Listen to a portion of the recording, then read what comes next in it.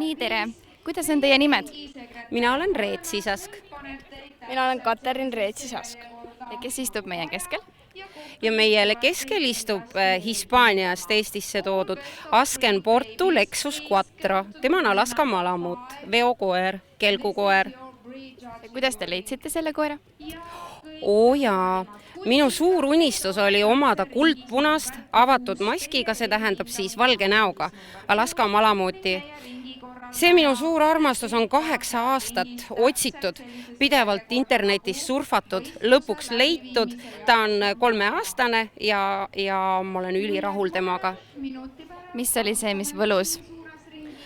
Mulle meeldib haruldus ja ta oma värviga on täiesti haruldane, et täna näiteks teatati isegi tema tõug valesti. Ta on nii haruldane, keegi pole harjunud nägema selliseid.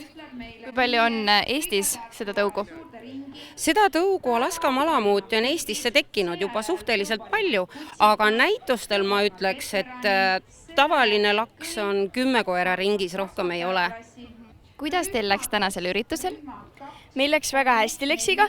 Tema on alati minu võistlev koer olnud ja temaga olen ma alati võitnud ning täna ma ka võitsin Eesti võitjal, võitsin 4. koha.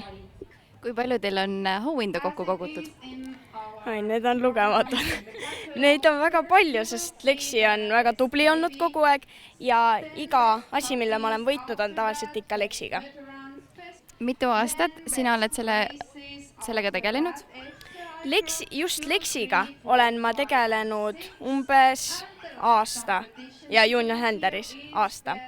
Päris aasta pole veel täis, aga kohe jõuab aasta suvel. Nii et koolitööde kõrvalt jääb siis aega piisavalt? Jaa, jääb. Iga päev tuleb trenni teha. Ja kui pikad trennid on?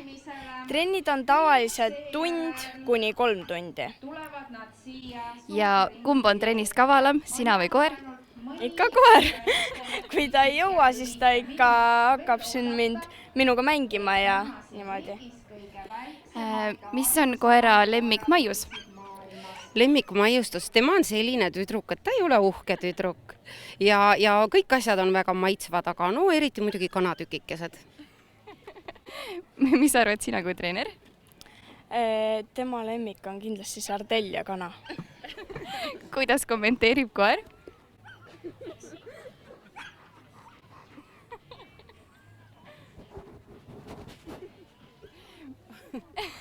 Limpsub keel. Hästi, aitäh teile intervjuu eest!